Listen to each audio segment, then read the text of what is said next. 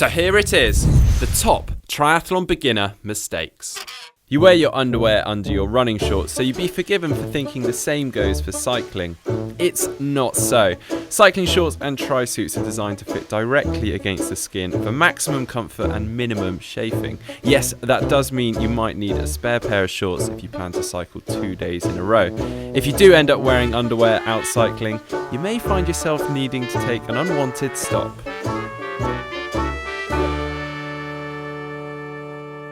The bike is an intricate machine, so it's understandable if you don't know everything about it when you first start cycling. Fellow riders will be more than happy to help you out, but relying on them to fix your punctures a few years down the line is less acceptable. And if they're not there to help you, well, it's a long walk home. A tri-suit is a good idea for a race, and it's wise to test out once or twice before the day. But you don't need to wear it to every single session. You want to keep that tri-suit in good condition. You might think you look cool, but take it from us, you just look like an absolute wally. There's a lot of kit and rules to think about during a triathlon, so it's hardly surprising to see a few helmet faux pas from time to time. Firstly, we have the backwards helmet. Whoops! Then we have I completely forgot I had my helmet on, as they run out of T2. They're particularly embarrassing, so you'll hopefully never do one of these again. I certainly did this one. Some like to call it grinding your gears, others like to call it mashing, and it refers to our cadence. A trap many beginners fall into is cycling in too hard a gear and therefore too low a cadence. But research suggests that a higher cadence, so anything from 80 to 100 RPM, is more efficient, and I certainly found that myself when I made the change.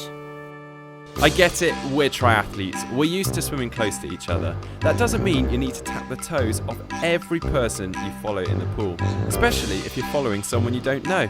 If you do need to pass someone though, I'm fairly sure they'll get the picture after just one tap.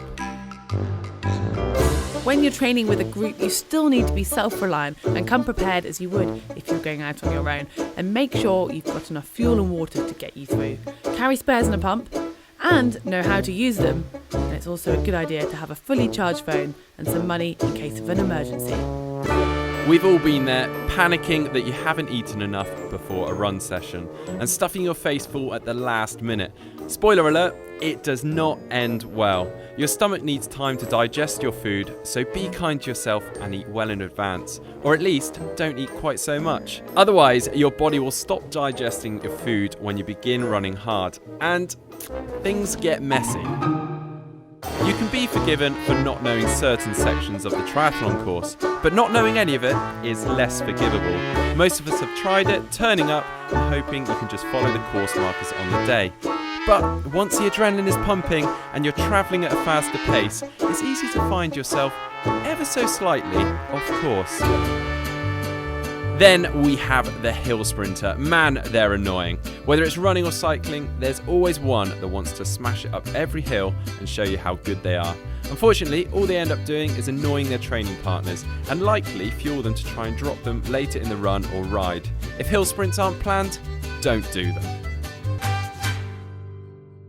We're all beginners once, so we can be excused for making a few of these mistakes before. But let's try not to make any of these mistakes again. And to make sure you don't miss any more videos from GTN, you can click on the globe and subscribe. And to see a video on things you shouldn't do before you head out for a run, just click above. And to see how to choose your first triathlon, just click below.